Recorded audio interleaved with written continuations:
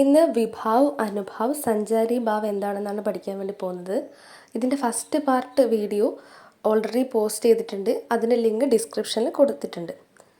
വിഭാവ് എന്താണെന്ന് നോക്കാം. जो व्यक्ति वस्तु या परिस्थिति मन में छिपे हुए स्थायी भावों को जगाती है उन्हें विभाव कहते हैं. അപ്പോൾ വിഭാവ് എന്ന് പറയുന്നത് ഒരു വ്യക്തിയോ വസ്തുവോ അല്ലെങ്കിൽ സിറ്റുവേഷനോ നമ്മുടെ മനസ്സിൽ ഉറങ്ങിക്കിടക്കുന്ന ഒരു ഒളിച്ചിരിക്കുന്ന സ്ഥായി ഭാവങ്ങളെ ഉണർത്തുകയാണെങ്കിൽ, അതിനെ പുറത്തു കൊണ്ടുവരികയാണെങ്കിൽ അതാണ് വിഭാവ് എന്ന് പറയുന്നത്. विभाव രണ്ട് ടൈപ്പാണുള്ളത്. आलंबन विभाव और उद्दीपन विभाव. आलंबन विभाव जिस व्यक्ति या वस्तु के कारण स्थायी भाव उत्पन्न होता है उसे आलंबन विभाव कहते हैं. ഇപ്പോൾ ഒരു വ്യക്തിയോ അല്ലെങ്കിൽ ഒരു വസ്തുവോ കാരണം സ്ഥായി ഭാവം നമ്മളിൽ ഉണ്ടാവുകയാണെങ്കിൽ, ഒരു മനുഷ്യനിൽ ഉണ്ടാവുകയാണെങ്കിൽ അതിനെയാണ് ആലംബൻ വിഭാവ് എന്ന് പറയുന്നത്. വിഭാവ് രണ്ട് പാർട്ടുണ്ട്. ആലംബൻ വിഭാവും ഉദ്ദീപൻ വിഭാവും. ഇനി ആലംബൻ വിഭാവ് വേറെയും രണ്ട് പാർട്ടായി തിരിച്ചിട്ടുണ്ട്. അതാണ് ആശ്രയും വിഷയും. ആശ്രയ് ജിസ്കെ മൻമേ ഭാവ് ഉത്പന്ന ഹോത്താ ഹെ. ഇപ്പോൾ ആരുടെ മനസ്സിലാവുന്ന ഇമോഷൻസ് ഉണ്ടാവുന്നത് ആ വ്യക്തിയാണ് ആശ്രയ്.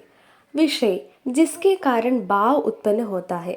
ഇപ്പോൾ ആര് കാരണമാണോ ആ ഇമോഷൻസ് അവിടെ ഉണ്ടായിട്ടുള്ളത് അതാണ് വിഷയ്. वस्तु या व्यक्ति जिसके कारण भाव जागृत होता है जैसे രാധ के प्रति. ഇവിടെ രാധയെയും കൃഷ്ണനെയും ഒരു എക്സാമ്പിളായിട്ട് എടുക്കുകയാണെങ്കിൽ, കൃഷ്ണൻ്റെ മനസ്സിൽ രാധയെ കാണുമ്പോഴാണ് ആ ഒരു പ്രേം ഭാവം ഉണ്ടാവുന്നത്. അപ്പോൾ രാധയാണ് ഇവിടെ വിഷയ്. രാധ കാരണമാണ് ഉണ്ടായത്. അപ്പോൾ രാധയാണ് ഇവിടെ വിഷയ്. ആരുടെ മനസ്സിലാണ് ഉണ്ടായത്? കൃഷ്ണൻ്റെ മനസ്സിലാണ്. അപ്പോൾ കൃഷ്ണൻ ഇവിടെ ആശ്രയാണ്. उद्दीपन विभाव जो वातावरण या वस्तुएं भाव को और अधिक बढ़ाती है उन्हें उद्दीपन विभाव कहते हैं. ആലംബൻ വിഭാവിൽ ഭാവ് ഉണ്ടാവുന്നത് വ്യക്തികളിലൂടെയോ വസ്തുക്കളിലൂടെയോ ആണ്. പക്ഷേ ഉദ്ദീപൻ വിഭാവിൽ വസ്തുക്കൾ അല്ലെങ്കിൽ വാതാവരണം അല്ലെങ്കിൽ അറ്റ്മോസ്ഫിയറിലൂടെയാണ് ഉദ്ദീപൻ വിഭാവ് ഉണ്ടാവുന്നത് എന്നാണ് പറയുന്നത്. ഈ ഒരു ചിത്രത്തിൽ യഹാം കൃഷ്ണ ആശ്രയ്, രാധ വിഷയ്, ഫൂലോ സെ ഭരാ ഉപവൻ, മോർ, ചാന്ദിനി രാത് ഉദ്ദീപൻ വിഭാവ് ഹെ. ഈ ചിത്രത്തിൽ കൃഷ്ണ ആശ്രയ്, രാധ വിഷയ്, ഫൂലോ സെ ഭരാ ഉപവൻ, മോർ, ചാന്ദിനി രാത് ഉദ്ദീപൻ വിഭാവ് ഹെ. ഈ ഒരു ചിത്രത്തിൽ കൃഷ്ണൻ ആണ് ആശ്രയ്. കാരണം കൃഷ്ണൻ്റെ മനസ്സിലാണ് രാധയുള്ള പ്രേം ഭാവ് ഉണ്ടാവുന്നത്.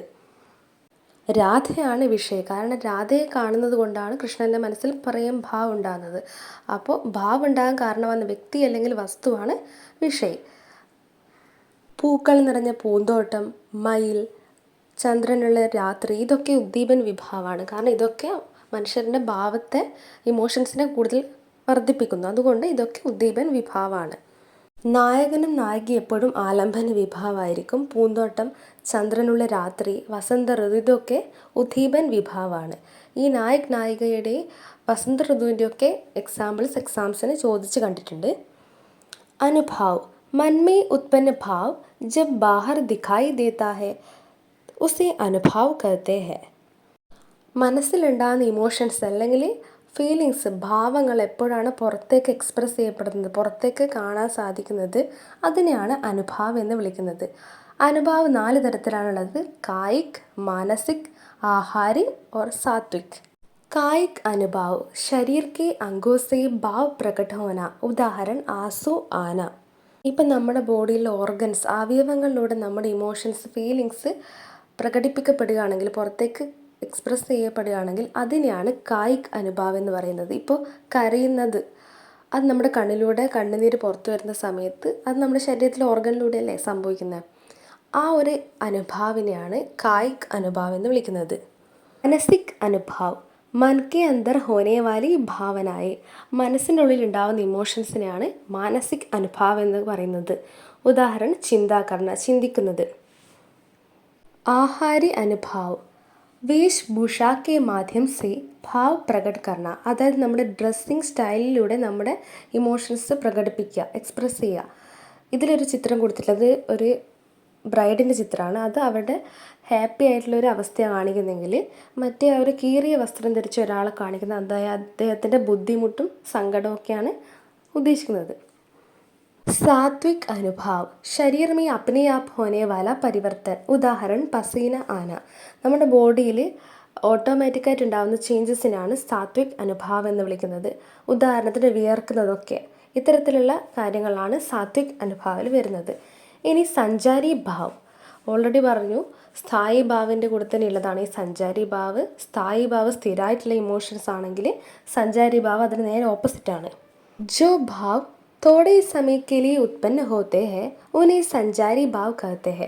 ഇപ്പോൾ ഏത് ഇമോഷൻസ് ആണോ വളരെ കുറച്ച് സമയത്തേക്ക് മാത്രം ഉണ്ടാകുന്നത് അതിനെയാണ് സഞ്ചാരി ഭാവ് എന്ന് വിളിക്കുന്നത്. സഞ്ചാരി ഭാവിൻ്റെ വേറെ പേരാണ് വ്യഭിചാരി ഭാവ് എന്ന് വിളിക്കുന്നത്. ഈ ഭാവ് അല്ലെങ്കിൽ ഈ ഒരു ഇമോഷൻസ് കുറച്ച് നേരത്തേക്ക് വേണ്ടി മാത്രമേ ഉണ്ടാവുള്ളൂ, അതിനുശേഷം അതില്ലാതായി പോവും. സഞ്ചാരി ഭാവിൻ്റെ സംഖ്യ എന്ന് പറയുന്നത് 33 33 എണ്ണമാണ് ഈ സഞ്ചാരി ഭാവ് ഉള്ളത്. അതിൻ്റെ ലിസ്റ്റാണ് ഇവിടെ കൊടുത്തിട്ടുള്ളത്. സഞ്ചാരി ഭാവോं की सूची निर्वेद, ग्लानि, शंका, असूया, मद, श्रम, आलस्य, दीनता, चिंता, मोह, स्मृति, धृति, लज्जा, चपलता, हर्ष, आवेग, जड़ता, गर्व, विषाद, उत्सुकता, निद्रा, अपस्मार, स्वप्न, विभोद, अमर्ष, अविहिता, उग्रത, മതി, വ്യാധി, ഉന്മാദ്, മരൺ, വിതർക്, ത്രാസ്. ഇത്രയാണ് സഞ്ചാരി ഭാവ്. അപ്പോൾ ഈ വീഡിയോയിൽ നമ്മൾ വിഭാവ് എന്താണെന്ന് നോക്കി. വിഭാവ് 2 ടൈപ്പ് ഉണ്ടെന്ന് പറഞ്ഞു, ആലംബൻ, ഉദ്ദീപൻ. അതിൽ ആലംബൻ 2 ടൈപ്പ് ഉണ്ടെന്ന് പറഞ്ഞു, ആശ്രയ്, വിഷയ്. പിന്നെ അനുഭാവ് 4 ടൈപ്പ് ഉണ്ടെന്ന് പറഞ്ഞു, കായിക്, മാനസിക്, ആഹാരി ഓർ സാത്വിക്. പിന്നെ സഞ്ചാരി ഭാവ് എന്താണെന്ന് നോക്കി, അത് 33 എണ്ണം ഉണ്ടെന്ന് മനസ്സിലാക്കി.